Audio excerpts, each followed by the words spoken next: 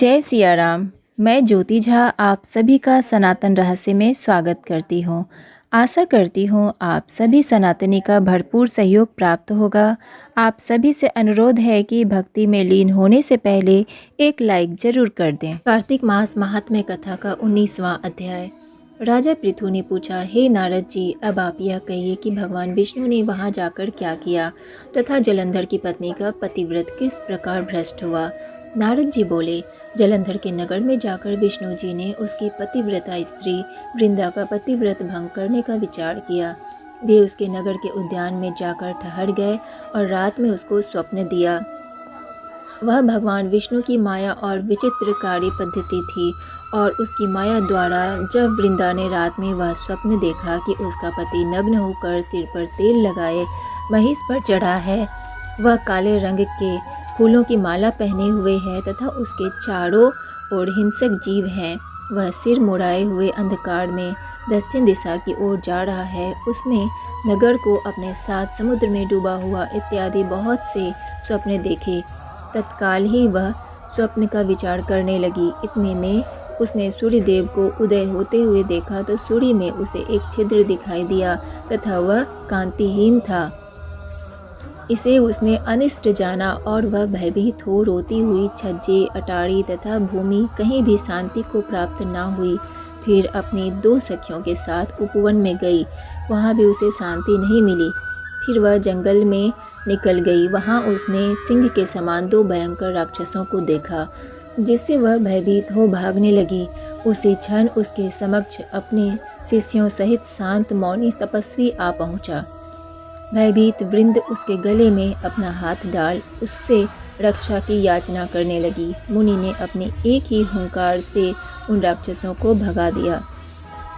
वृंदा को आश्चर्य हुआ तथा वह भय से मुक्त हो मुनिनाथ को हाथ जोड़ प्रणाम करने लगी। फिर उसने मुनि से अपने पति के संबंध में उसकी कुशल क्षेम का प्रश्न किया। उसी समय 2 वानर मुनि के समक्ष आकर हाथ जोड़ खड़े हो गए और जो ही मुनि ने भ्रिकुटी संकेत किया त्यों ही वे उड़कर आकाश मार्ग से चले गए। फिर जलंधर का सिर और धड़ लिए मुनि के आगे आ गए। तब अपने पति को मृत हुआ जान वृंदा मूर्छित हो पृथ्वी पर गिर पड़ी और अनेक प्रकार से दारुण विलाप करने लगी। पश्चात उस मुनि से कहा, हे कृपानिधे, आप मेरे इस पति को जीवित कर दीजिए। पतिव्रता दैत्य पत्नी ऐसा कहकर दुखी श्वासों को छोड़कर मुनीश्वर के चरणों पर गिर पड़ी। तब मुनीश्वर ने कहा, यह शिव जी द्वारा युद्ध में मारा गया है, जीवित नहीं हो सकता, क्योंकि जिसे भगवान शिव मार देते हैं वह कभी जीवित नहीं हो सकता, परंतु शरणागत की रक्षा करना सनातन धर्म है। इसी कारण कृपा कर मैं इसे जिलाई देता हूँ। नारद जी ने आगे कहा, वह मुनि साक्षात विष्णु ही थे जिन्होंने यह सब माया फैला रखी थी। वह वृंदा के पति को जीवित करके अंतर्ध्यान हो गए। जलंधर ने उठकर वृंदा को आलिंगन किया और मुख चूमा। वृंदा भी पति को जीवित हुआ देख अत्यंत हर्षित हुई और अब तक हुई बातों को स्वप्न समझा। तत्पश्चात वृंदा सकाम हो बहुत दिनों तक अपने पति के साथ विहार करती रही। एक बार सूरत एवं संभोग काल के अंत में उन्हीं विष्णु को देखकर उन्हें ताड़ित करती हुई बोली, हे पराई स्त्री से गमन करने वाले विष्णु, तुम्हारे शील को धिक्कार है। मैंने जान लिया है कि माया भी तपस्वी तुम ही थे। इस प्रकार कहकर कुपित पतिव्रता वृंदा ने अपने तेज को प्रकट करते हुए भगवान विष्णु को श्राप दिया। तुमने माया से 2 राक्षस मुझे दिखाए थे, वही दोनों राक्षस किसी समय तुम्हारी स्त्री ला हरण करेंगे। सपेश्वर जो तुम्हारा शिष्य बना है, यह भी तुम्हारा साथी रहेगा।